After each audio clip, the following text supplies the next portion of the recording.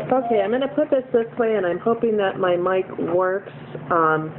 My name is Sarah, and I have the GoFundMe site. My husband is a veteran who is disabled and suffers from PTSD.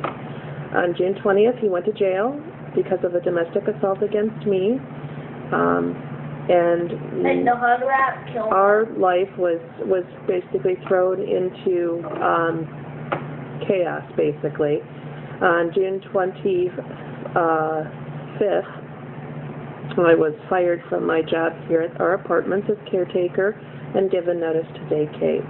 I have been doing everything in my absolute power to get us onto all of the assistance programs that are out there and so forth, but Section 8 does not accept us right now because they're completely shut down in the state of Minnesota. Scott County has very limited resources. I have applied at various locations and been denied, partly because I don't have my new job yet. I did apply for a job with a local company, and I'm really hoping to get it. But I'm also without a car because the neighbor who we were purchasing a car from, when he found out about the event, came and yelled at me and demanded his car keys. And I just wasn't in a position without having someone here with me to deal with it as a single mom. Anyway, I have no car now, so that has made all of this very, very troublesome. But I kind of wanted to show you, we are real. You can see kind of the various places here. In the apartment, we're fixing to be out by tomorrow. We have to be. And we don't know where we're going. We're technically going to be homeless. And it's really sad because the homeless program that they do have through Scott County CAP agency basically said that, they couldn't help me unless I was homeless. But if I was homeless, I'd have to make sure I had a job that made 3 times any rent that I was looking at. So if I make 3 times the amount of rent I'm going to pay, I don't need help from the CAP agency.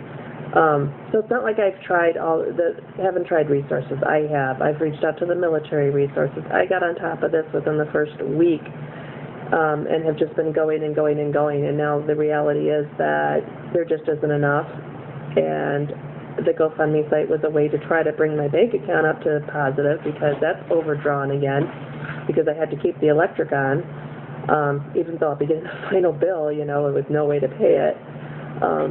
So my bank account truly is negative, and it's not because of, gambling it away or doing drugs or anything like that. It's called I had to pay a couple of bills, and I need to, get by.